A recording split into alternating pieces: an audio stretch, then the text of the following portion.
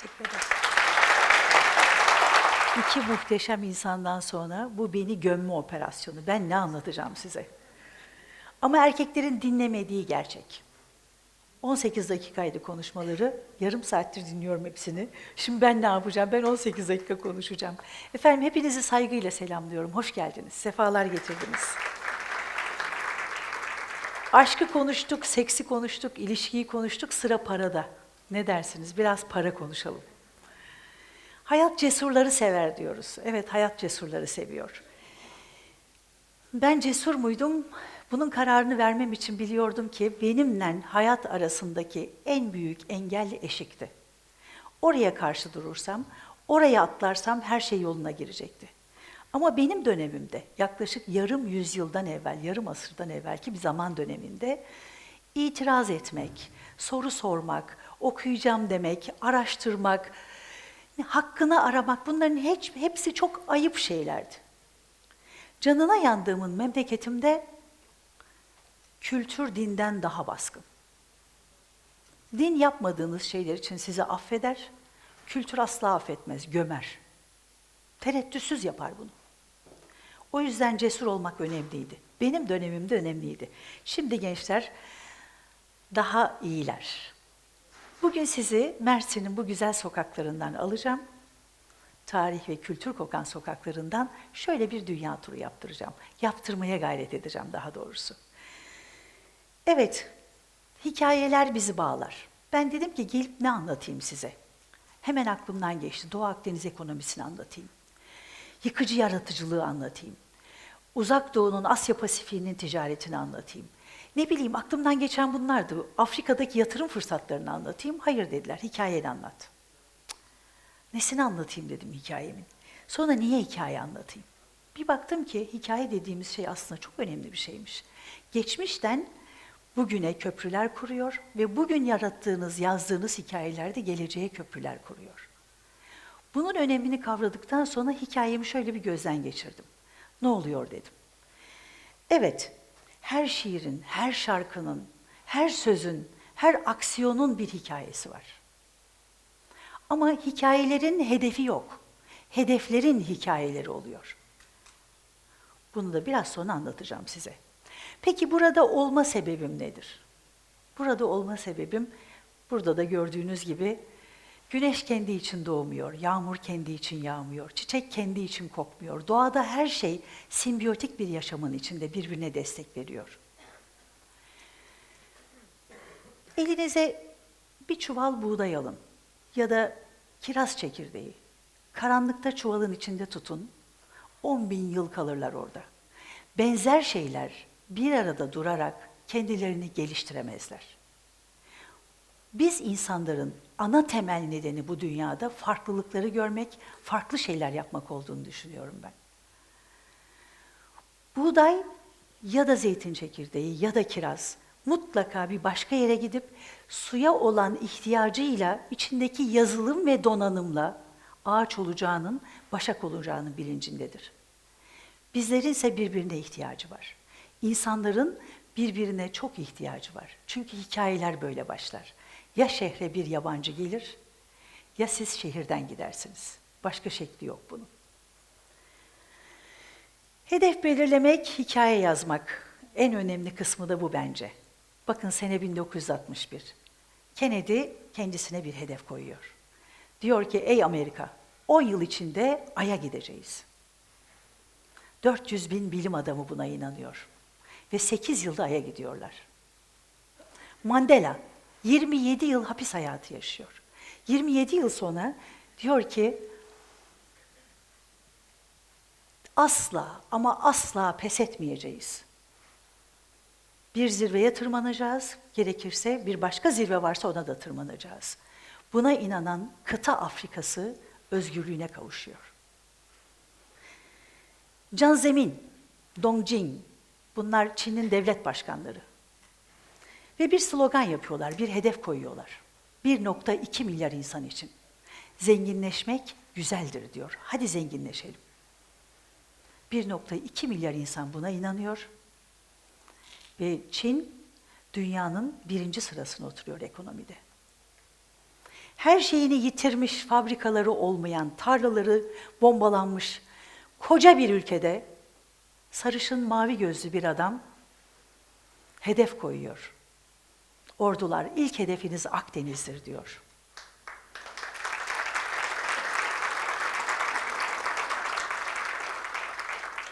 Mücadelenin başladığı yerle bittiği yer arasını 2 haftada koşarak gidemezsiniz.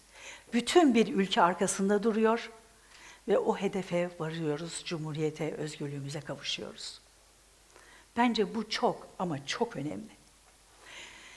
Evet, ben de bir hedef koyacaktım. Ama bu hedef öyle kendiliğinden olması mümkün değildi. Çünkü o eşiğe atlayıp dışarı çıktığımda ne yazılımım doğru dürüst vardı ne donanımım. Gittiğim yer İsveç'ti. İsveç'te çok basit işler yaparken fark ettim ki dil bilmiyorsanız görünmezsiniz. Kimse sizi görmüyor. Hasta mısınız, yaşıyor musunuz, nefes alıyor musunuz, ihtiyaçlarınız neler? Kimsenin umurunda değilsiniz. Çünkü kendinizi anlatamıyorsunuz, derdinizi anlatamıyorsunuz. Var mısınız, yok musunuz? Görünmezsiniz. Afrika'ya gittiğim zaman meslek edinmek için karın tokluğuna çalışırken anladım ki mesleği olanlar bu hayata bir adım önde başlıyorlar. İster boyacı olun, ister kuyumcu. Bir mesleğinizin olması mutlak. Avustralya'ya gittiğim zaman telex'le para kazanıyordum. İşler de bayağı iyiydi. Sonra biri faksı keşfetti. O gün iflas ettim. O gün anladım ki teknoloji de çok önemli. Ve geldiğimiz çağda, içinde bulunduğumuz yerde teknoloji donanımınız varsa, dil biliyorsanız, meslek sahibiyseniz, dünya sizin ofisiniz. Çünkü ekranın karşısında yaşınız yok, cinsiyetiniz yok, coğrafyanız yok, inançlarınızın önemi yok, hiçbir şey önemli değil. Sadece siz ve dünya varsınız. Bunu kullanmanız gerekiyor diye düşünüyorum. Ve mutlaka ama mutlaka bunu değerlendirmek gerekiyor.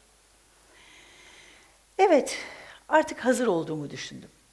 Dedim ki dil biliyorum, teknolojiyle barıştım, mesleğim var, bir şeyler yapayım o halde. Çin'de kendime bir hedef koydum. Ben dedim Çin'e mermer satacağım. Bana bir kişi inandı, tek bir kişi. Rahmetli nurlar içinde yatsın Süleyman Demirel. Yaparsın dedi. Sen yaparsın. Bu diklemesine büyüyen ülkeye sen mermer satarsın. Bir hikaye yazarsın dedi. Dediği 1990. Türkiye'nin tamamının ihracatı 10 milyon dolar. Onu takip eden her yıl ona 100'e, 50'ye, 150'ye katladık. 10. yılda 1 milyar dolar ihracat yaptık Çin'e. Bu çılgın kadın 40 ton numuneyi karınca gibi Çin'in bütün her yerine dağıttı. Baktım oluyor. Sonra memlekete geldim. Neler oluyor burada diye görmeye geldim. Tabii başarı ödülleri aldım, sağ olsun. Devlet onur madalyaları filan aldım. İnanılır gibi değil ve birçok daha ödül peşinden geldi. Ama baktım ki burada başka bir şeyler yapmak gerekiyor. Çünkü kadınların adı yoktu, kadınlar görünmezlerdi. Medya eğitimi almıştım, TRT'den içeri girdim. Bir çaycı yolumu kesti. Nereye dedi? Dedim bir müdür arıyorum konuşmak için çünkü bir fikrim var. Dedi ki bak şu uzun koridora, sağ taraftakiler müdür yardımcıları, sol taraftakiler müdürler. Bul bir tanesini konuş dedi. Bir kişi bana inandı. Hüseyin Başusta. Ve ben 4 yıl TRT'de başarının sırrı, başarının formülü, memleket meselesi, kalkınma projeleri diye küçük küçük programlar yaptım. Tam 4 yıl kesintisiz.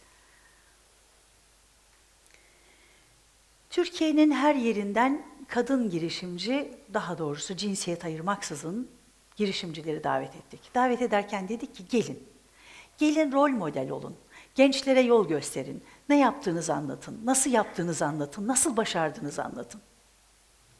Geldiler, işlerini anlattılar ama amacımız bu değildi. Asıl amacımız seni görüyoruz, nerede olduğunu biliyoruz. Doğru yolda olduğundan seni takdir ediyoruz. Hadi bakalım, sırtlan şu ülkeyi dedik. Ve bu gizli amacımız hedefine ulaştı.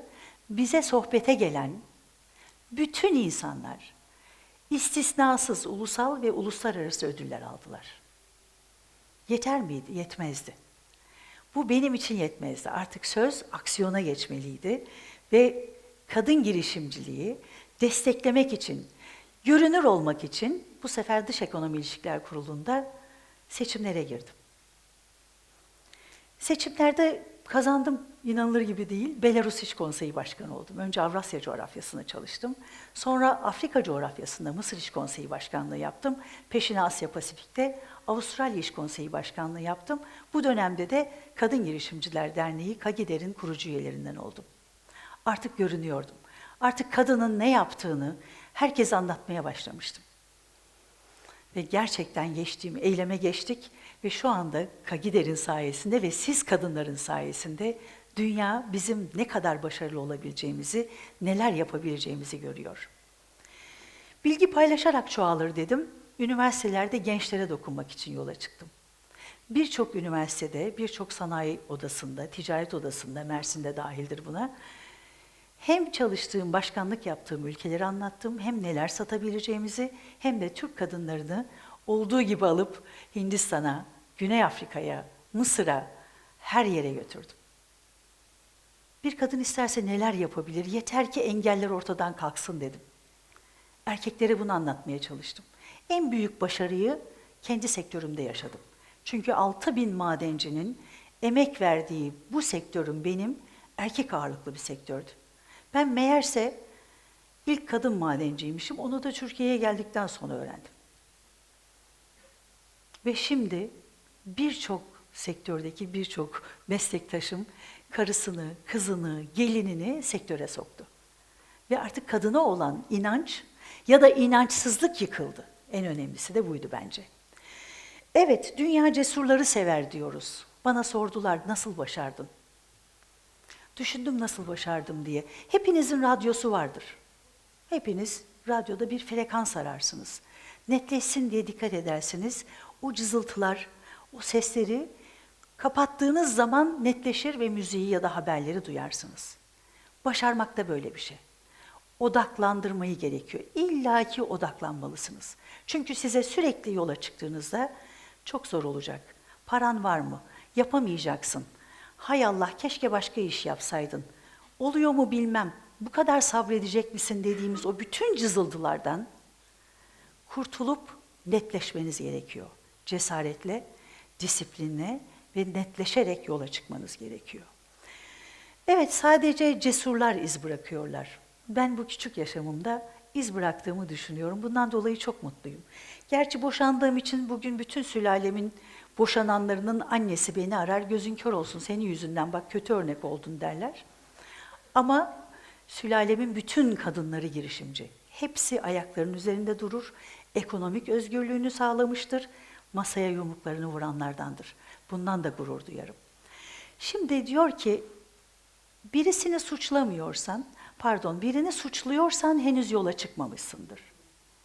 Kendini suçluyorsan yolun yarısındasın. Kimseyi suçlamıyorsan varmışsındır, farkında değilsin diyor. Bence çok doğru bu.